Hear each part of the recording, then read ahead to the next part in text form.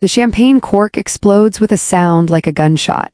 At table 7 of Aurelio, the most exclusive restaurant in Manhattan, Damien Rothwell doesn't flinch. He's too busy watching the pink bubbles cascade into crystal flutes, too absorbed in the triumphant smile of the woman across from him. Vivienne Laurent, art dealer, collector of powerful men, and his meticulously hidden obsession for 18 months. To freedom, Vivienne purrs, her crimson dress matching the wine on her lips. To finally being done with that mousy little charity case you married. Damien raises his glass, a $3,400 bottle of crystal rosé. The city glitters below them through floor-to-ceiling windows, 43 stories of conquered territory. To us, to Paris next month, to never having to pretend again. What Damien doesn't know, what makes this toast a eulogy instead of a celebration, is that 7 miles south in a granite fortress of a law office, his wife has just done something extraordinary. Catherine Rothwell, 28 weeks pregnant and wearing the same modest cream dress Damien once called disappointingly plain, has signed exactly 3 documents. Not divorce papers, something far more devastating. With 3 signatures, each one steady and deliberate, she has transferred every single asset Damien owns into an irrevocable trust. A trust where she is the sole executor. A trust protected by a clause Damien himself insisted on 2 years ago when his lawyer suggested it would protect the Rothwell legacy from gold diggers.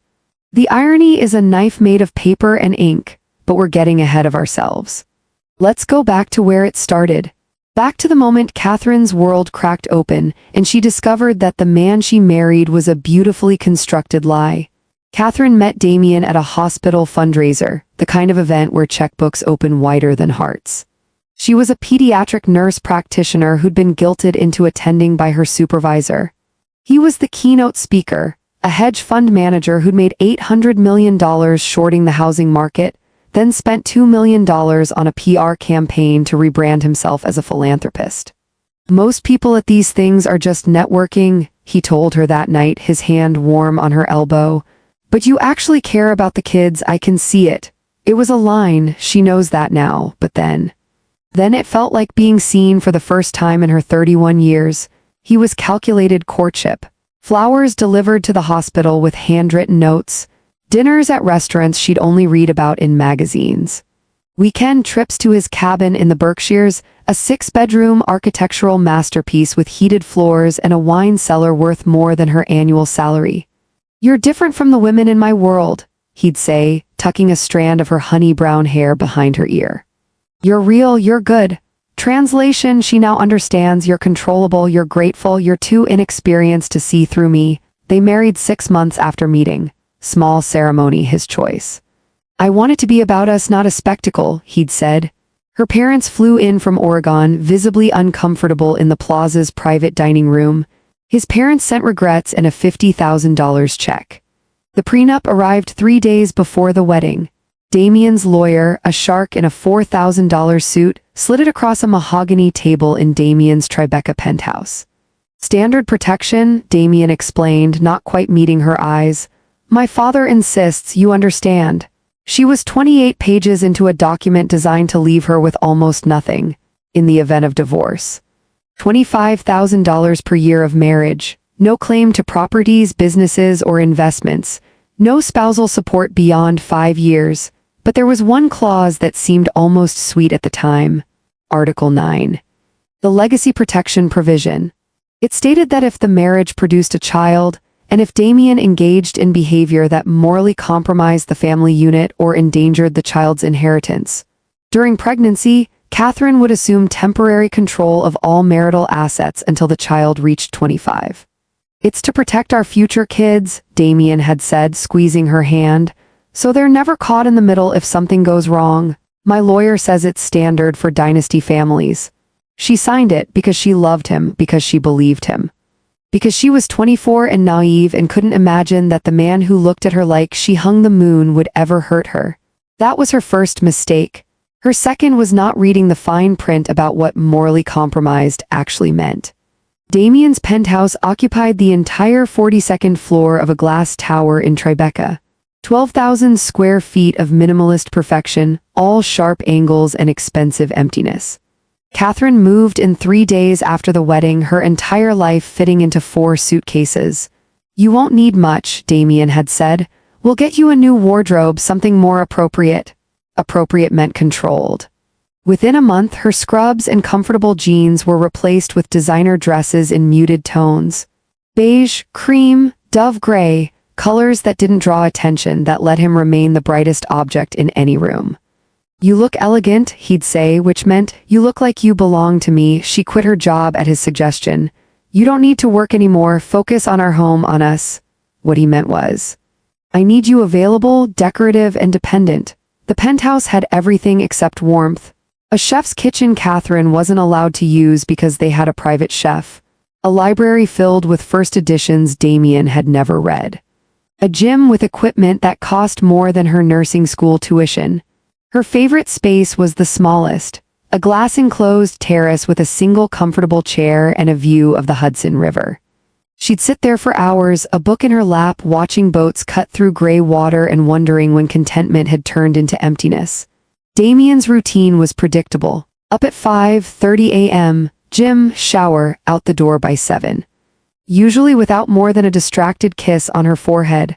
Home by 9:00 p.m. if she was lucky, midnight if she wasn't. He'd eat whatever the chef left plated, scroll through his phone, and fall asleep with CNBC murmuring in the background.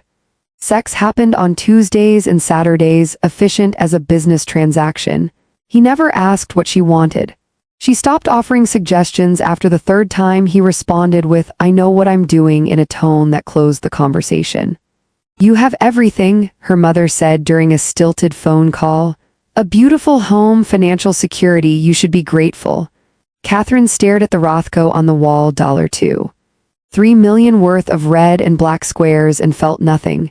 She had everything except the one thing that mattered. She had a husband who saw her as inventory, not a person, but she told herself she was being ungrateful. Selfish. That love looked different for everyone, and maybe this was just what marriage to an ambitious man required. Then she got pregnant. The positive test appeared on a Tuesday morning. Catherine sat on the marble bathroom floor, the stick in her shaking hand, and felt a surge of something she hadn't experienced in months: hope. A baby, their baby. Surely this would change things. Surely Damien would soften, would remember the man who'd once held her hand through a movie and whispered that he wanted to build a life with her. She planned the announcement carefully. Made a reservation at his favorite steakhouse, the one where a ribeye cost $180 and came with a side of CNBC. Bought a small gift box, tucked the pregnancy test inside with a note. "Ready to start our greatest venture together?" He arrived 17 minutes late, phone already in hand. "This better be quick, I have Tokyo calling at 9. He didn't look up as he sat down. Catherine slid the box across the white tablecloth. "Open it."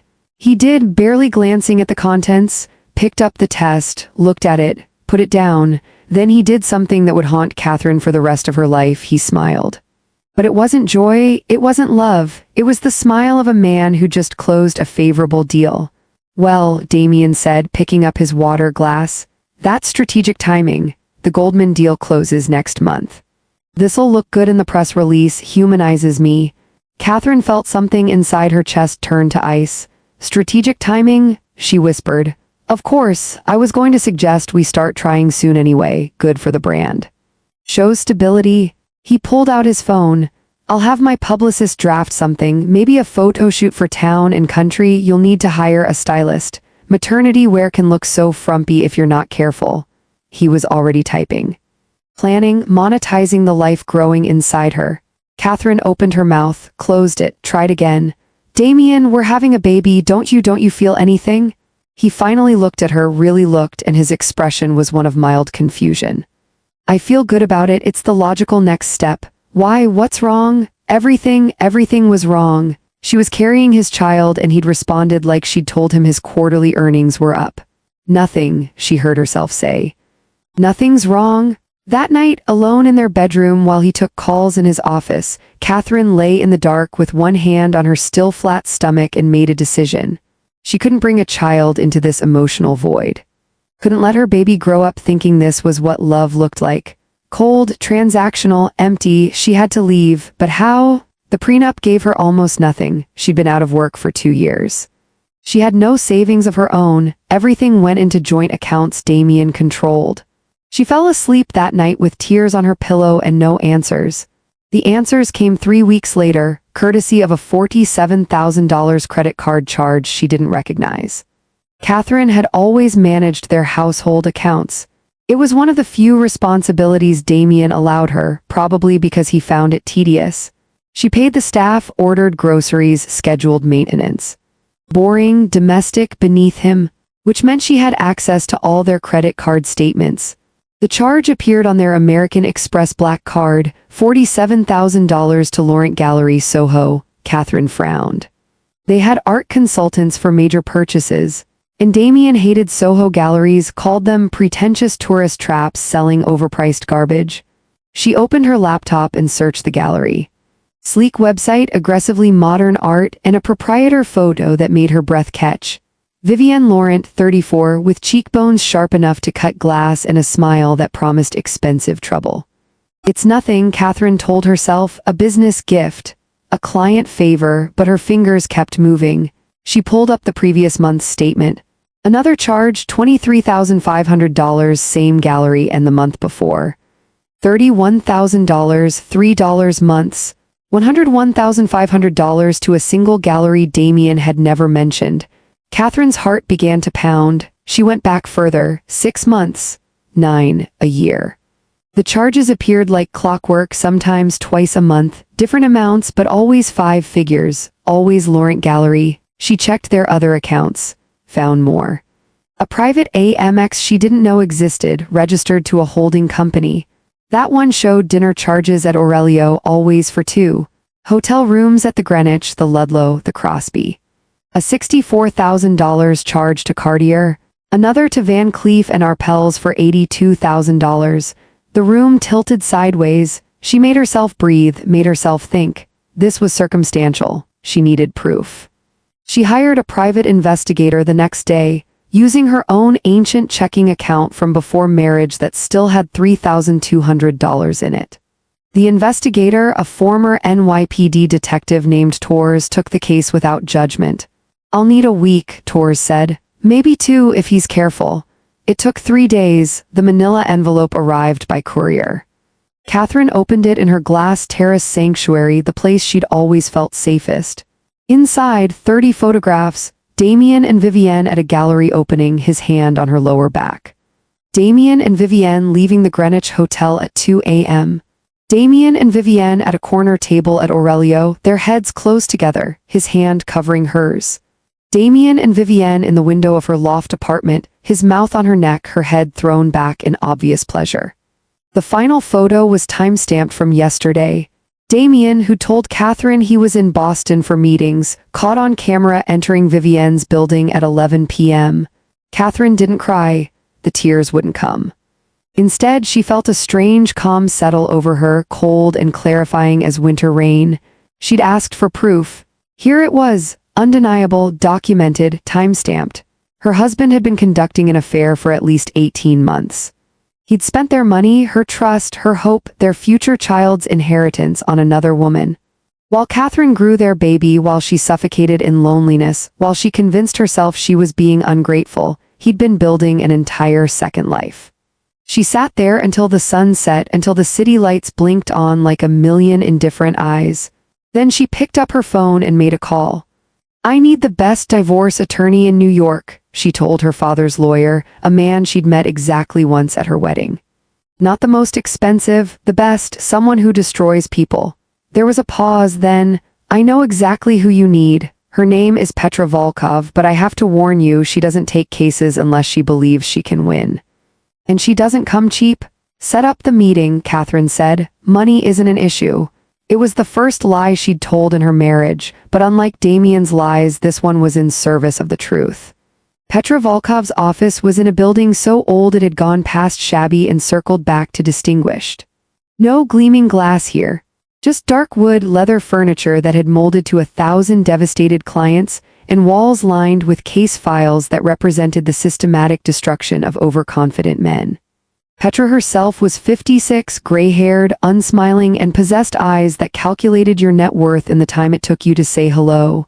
"Mrs. Rothwell," she said, not offering her hand. "Sit, tell me why you're here." Catherine laid out the evidence, the photographs, the credit card statements, the pattern of deception. Petra examined each document with the care of a surgeon studying X-rays. "Your husband is sloppy," Petra said finally. "That's good for us. And you're pregnant, that's even better." "Better how?" Petra pulled out a legal pad, began writing. "Damien Rothwell is worth approximately $1.2 billion, correct? Most of it in a family trust structure he controls. Your prenup is designed to leave you with essentially nothing." She looked up. "That's the bad news." Catherine's throat tightened. "What's the good news?" "The good news is that men like your husband, men obsessed with legacy and dynasty, always make one critical error." Petra's smile was sharp as a scalpel. "They include morality clauses to protect themselves from hypothetical gold diggers, and they never imagine those clauses can be used against them." She pulled out a copy of Catherine's prenup. Flipped to page 19. Tapped a section highlighted in yellow. Article 9, Legacy Protection Provision.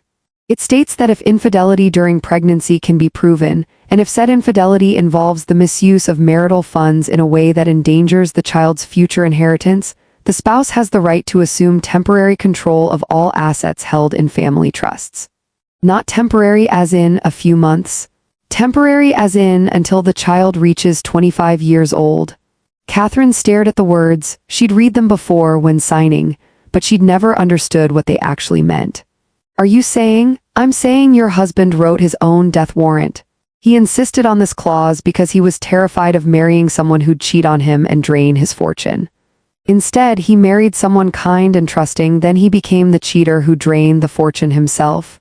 Petra leaned back. "The irony is delicious, but what does assume control actually mean?" "It means you become the executor of the Rothwell family trust. You control the voting shares of his hedge fund. You decide what assets are sold or kept. You determine what money he has access to. He becomes, in essence, your employee." Petra's eyes glittered.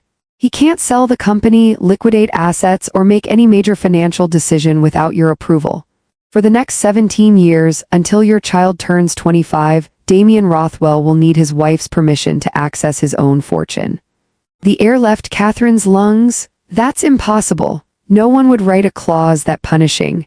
Rich men convinced of their own infallibility write clauses that punishing all the time. They never believe they'll be the ones caught."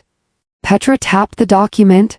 "Your husband was so arrogant, so certain he'd never be the villain in his own marriage, that he signed away his empire to protect against a threat that didn't exist. And now that threat is him." Catherine's hand went to her stomach, to the small curve beginning to show. "How do we prove it? The infidelity, the misuse of funds? You already have. Tours is good. These photographs are time-stamped and geotagged. The credit card statements are from joint accounts.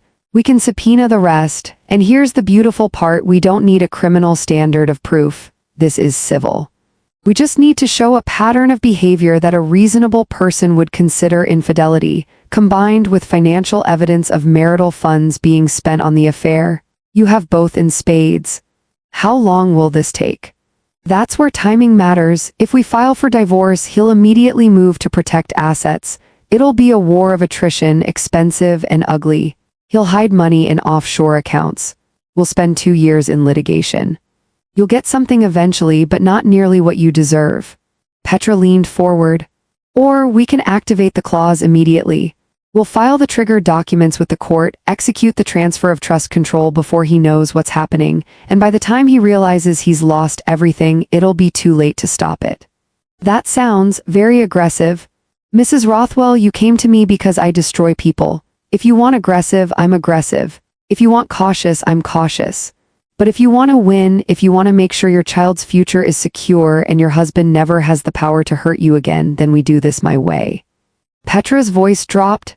"He's stolen 18 months of your life. He's spending your child's inheritance on his mistress. He looks at you and sees a womb and a photo shoot prop. Do you want to fight fair, or do you want justice?" Catherine thought about the cold way Damien had called her pregnancy strategic timing. She thought about Vivienne Lawrence's triumphant face in that photograph. She thought about her baby growing inside her while Damien built his second life. I want justice, Catherine said. Tell me what to do. Petra smiled. First, we're going to need your husband to sign something. The next 4 weeks were the hardest of Catherine's life. Not because of the pregnancy, which was progressing normally. Not because of the emotional weight, though that was crushing. But because she had to become an actress in her own life, playing the role of oblivious wife while building the framework of Damien's destruction. Every morning she smiled at him over coffee, asked about his day, showed him ultrasound photos, discussed nursery colors. I'm thinking sage green, she'd say, calming but sophisticated. Whatever you want, darling, he'd reply, not looking up from his phone. You're in charge of all that domestic stuff. At night, Petra's team worked. Forensic accountants mapped every account, every shell company, every investment vehicle in the Rothwell empire. They identified 18 months of transfers to Laurent Gallery. They found the secret credit card. They discovered that Damien had used trust funds, money earmarked for future generations, to buy Vivienne a $92,000 Hermes Birkin bag. He's not just cheating, Petra said during one of their clandestine meetings in her office. He's pillaging. Every dollar he spent on her is a dollar stolen from your child. That makes this not just infidelity. It makes it financial betrayal of the next generation. The court will hate him. The plan was elegant in its simplicity. They needed Damien to sign an updated trust document, something routine that he wouldn't scrutinize. Petra's team drafted exactly that. A prospective heir clarification addendum that looked like standard legal maintenance for a family trust when a baby was on the way. Buried on page 27 in language so dense it read like ancient Greek was the trigger clause. The section that, once signed, would immediately activate Article 9 and transfer all trust control to Catherine. He'll never read it, Petra said with certainty. Men like him never do. They sign what their lawyers tell them to sign, and we've made sure this looks like it comes from his lawyers. Catherine had stared at the document. That seems deceptive. Mrs. Rothwell, your husband has been lying to your face for 18 months while spending your money on another woman. He called your pregnancy good for the brand. This isn't deception, this is equilibrium. The meeting was set for a Tuesday afternoon. Damien's calendar showed he'd be home early for once. He had a gala that evening, the kind of event where he needed Catherine on his arm as proof of his respectable family man image. She set the stage carefully, had his favorite scotch waiting, the $800 bottle of Macallan 25, made sure the apartment was perfect, everything in its place. She even wore the dress he'd bought her for the last gala, the one he'd said made her look elegantly maternal. Damien arrived at 6:00 p.m., already in his tuxedo shirt, tie loose. We need to leave by 7:30, he said, kissing her forehead absently. The auction starts at 8 and I need to be seen bidding. Of course, but first the lawyers sent over something they need you to sign for the baby. Catherine kept her voice light, casual. Just trust paperwork. They said it's routine for when there's a new heir. She handed him the document, 53 pages of dense legalese. His lawyer's letterhead on top, authentic because Petra had a contact in that firm who owed her a favor. Damien barely glanced at the cover page. Christ, they couldn't wait until after the baby's born? They said it's time sensitive. Something about fiscal year-end reporting for the trust. Catherine had rehearsed this line a dozen times. She kept her hands relaxed, her face neutral. Damien flipped through the pages, not reading, just estimating volume. Where do I sign? They marked the pages, the little flags. Catherine pointed to the bright yellow tabs Petra's team had placed on the signature lines. There were 7 signatures required. Each one transferred another piece of control. Shares in the hedge fund, real estate holdings, liquid assets, investment portfolios. Damien signed the first page while checking his phone, signed the second while glancing at the time. The third, fourth, fifth, each signature casual, barely a pause. He was thinking about the gala, about being seen, about whatever he'd planned with Vivienne for later that night. The 7th signature was on page 27, the trigger clause. The kill shot, his Montblanc pen scratched across the line, his signature bold and entitled as always. Done, he said, pushing the document back to her. Is my bow tie in the bedroom? On the dresser, Catherine managed. She watched him walk away, his tuxedo jacket slung over one shoulder, already mentally at the gala. In his wake, she held 53 pages that represented the complete transfer of his empire into her control. It had taken him 4 minutes to sign away everything. Catherine's hands shook as she placed the document in her bag. She looked at herself in the hallway mirror, same face, same cream-colored dress. Same outward appearance of the decorative, obedient wife, but inside everything had changed. She picked up her phone and sent a 2-word text to Petra, "It's done." The response came immediately. "See you at the courthouse tomorrow, 9 a.m. Congratulations, Mrs. Rothwell, you just became the richest woman in New York." Thursday evening, Aurelio Restaurant, 43rd floor. Damien has finally worked up the courage to tell Vivienne that Catherine is pregnant. Not because he's conflicted, because he's been strategizing how to present it as a non-issue, a mere bump in their inevitable future together. "She's due in March," he explains, watching Vivienne's face carefully. "But it changes nothing between us, it's just about legacy, family image, you understand." Vivienne's smile is tight. She's a collector of wealthy men, and pregnant wives complicate the collection. "Of course, as long as you're clear about what you want." "I'm clear," Damien says, reaching across the table to take her hand. 6 more months. Let her have the baby, let the press cycle run its course, and then I'll file. The prenup is airtight, she'll get almost nothing, and then it's just us. It's a lie. He has no intention of divorcing Catherine, she's too useful. The perfect wife for public consumption, the mother of his heir, the woman who makes him look human in Wall Street Journal profiles. But Vivienne doesn't need to know that. She just needs to stay patient, stay beautiful, and stay available for whenever he needs an escape from his sterile home life. He signals the sommelier, "Bring us the crystal," the Risset. As the champagne is presented, approved, and poured, Damien feels the warm glow of a man who has everything exactly as he wants it. A wife and child for legitimacy, a mistress for excitement, a fortune that seems limitless. Control of every variable, he raises his glass. To freedom, to finally being done with that mousy little charity case I married. The cork had popped at 8:47 p.m. At exactly that moment, 7 miles downtown, Catherine stood in a federal courthouse in front of Judge Helena Strauss. Petra Volkov beside her, and a court clerk ready to file documents that had already been reviewed and approved. "Mrs. Rothwell," Judge Strauss said, looking over her reading glasses, "I've reviewed your petition and the accompanying evidence. I find sufficient cause to activate Article 9 of your prenuptial agreement, effective immediately. The emergency order is granted. Do you understand what this means?" "I do, Your Honor. You will assume full control of the Rothwell Family Trust, including all assets, accounts, and holdings contained therein. Your husband's access to trust funds is hereby suspended pending resolution of marital dissolution proceedings. He retains his salary as CEO of Rothwell Capital, but all decisions regarding trust assets require your written approval." The judge's voice softened slightly. "I see you're pregnant. This can't have been an easy decision." "It was the easiest decision I've ever made, Your Honor." The gavel came down. "So ordered." Petra handed Catherine a folder. "In here is everything you need. New account numbers, transfer authorizations, security codes, and a burner phone with one number programmed in mine. If he tries to contact you, don't respond. Let me handle it." Catherine took the folder. Inside was power, protection, freedom. "When will he know?" she asked. Petra checked her watch.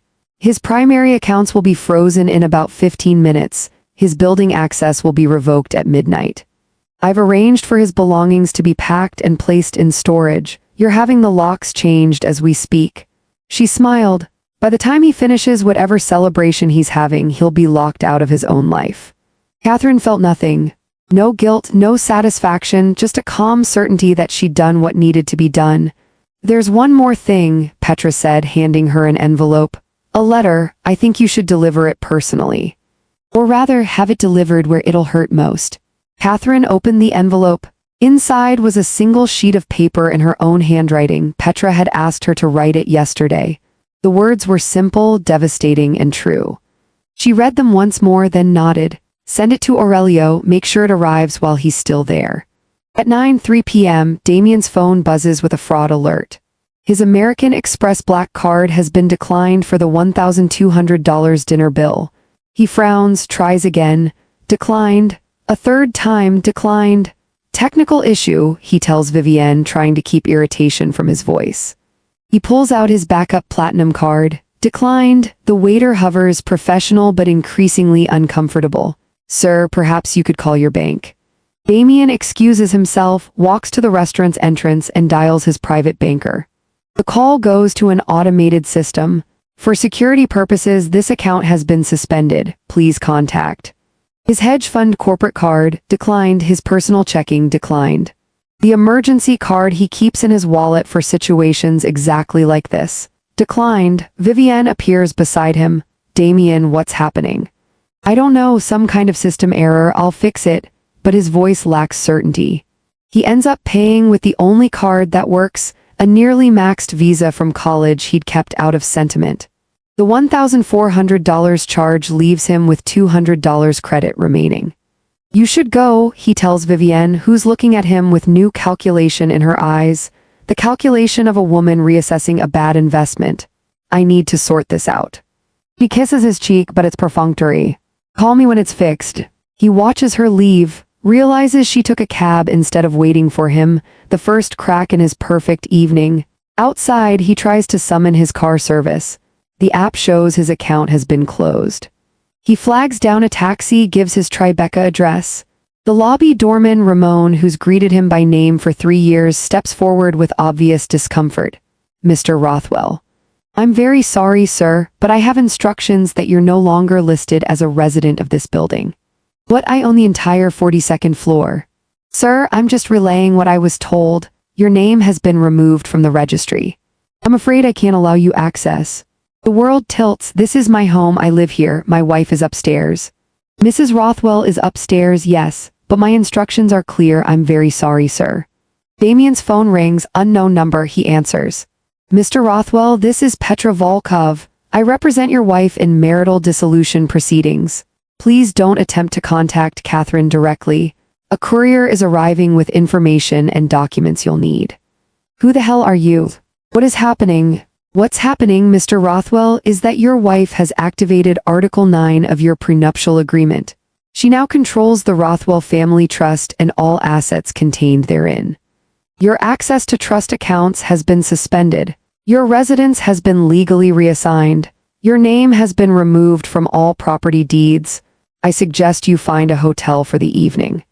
A courier will arrive at Aurelio Restaurant with more details. I believe you just left there. The phone goes dead. Damien stands on the sidewalk outside the building he thought he owned and feels reality rearrange itself into something unrecognizable. A courier bike pulls up. A kid in a helmet hands him a manila envelope. Damien Rothwell. He nods, takes the envelope. Inside, a letter in Catherine's handwriting and a legal document he recognizes. The trust papers he'd signed on Tuesday, he'd barely looked at them. He opens the letter first. Damien. By now you've realized that your accounts are frozen, your property access revoked, and your comfortable life disrupted. I want to make sure you understand why. 18 months ago you began an affair with Vivienne Laurent. You spent $847,000 of our money on her, money from the trust meant to protect our children's future. You bought her jewelry, trips, art, and a lifestyle while I sat alone in our home, decorating the cage you'd built for me. When I told you I was pregnant, you called it strategic timing. You reduced our child to a press release. You never once asked if I was scared or happy or needed anything. You saw a brand opportunity where I saw a miracle. The prenuptial agreement you signed included Article 9, a clause you insisted on to protect the Rothwell legacy from gold diggers. You never imagined it could be used against you. You never imagined your betrayal would trigger it. On Tuesday, you signed updated trust documents without reading them. You were in such a hurry to get to your gala, to be seen, to play the part of the devoted husband. Those documents activated the clause. As of tonight, I control every asset in the Rothwell family trust. The hedge fund, the properties, the investments, all of it.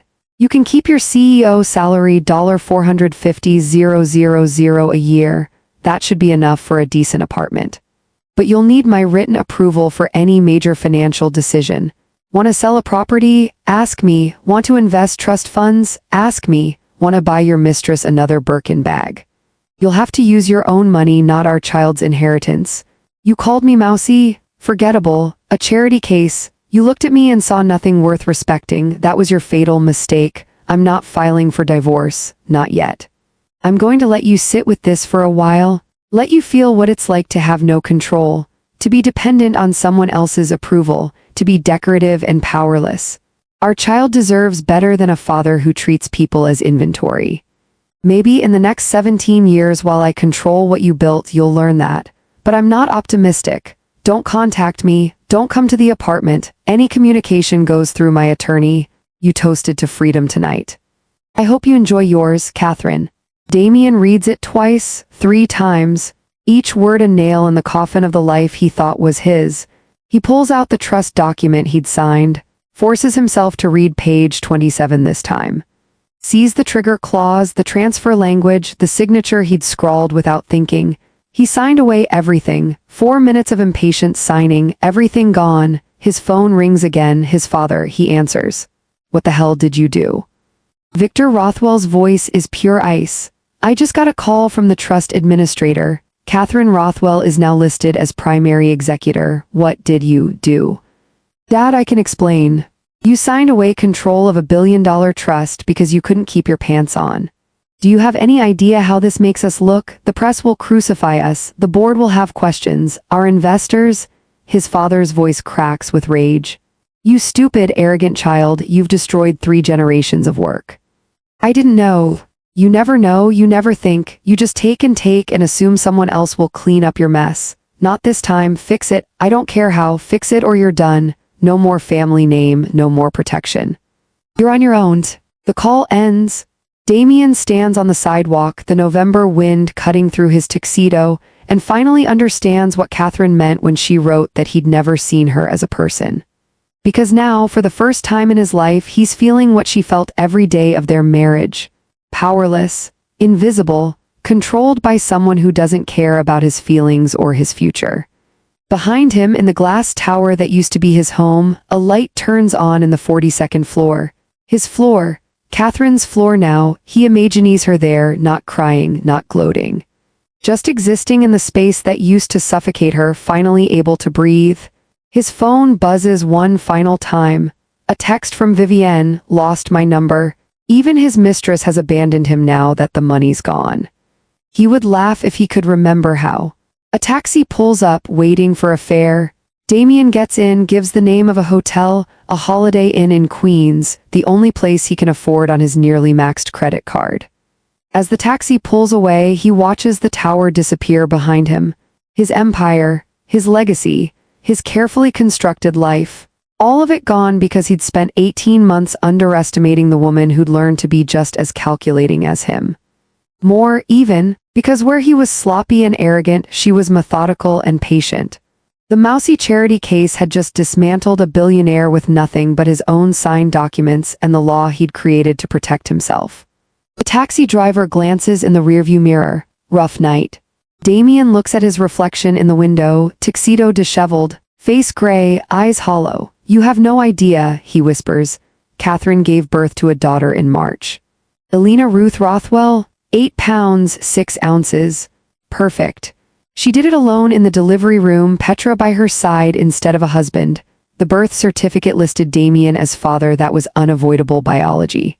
But when the nurse asked who to call, Catherine said, "No one, we're fine on our own." Damien sent flowers to the hospital. Catherine had them donated to the pediatric ward. He emails occasionally, asking to see Elena, apologizing. Promising he's changed. Catherine never responds. Petra handles everything. The press had a field day for 3 weeks. Hedge fund titan's wife seizes fortune in unprecedented legal move. Pregnant nurse practitioner outmaneuvers billionaire husband. The $1, $2 billion revenge, how Catherine Rothwell turned her prenup into a weapon.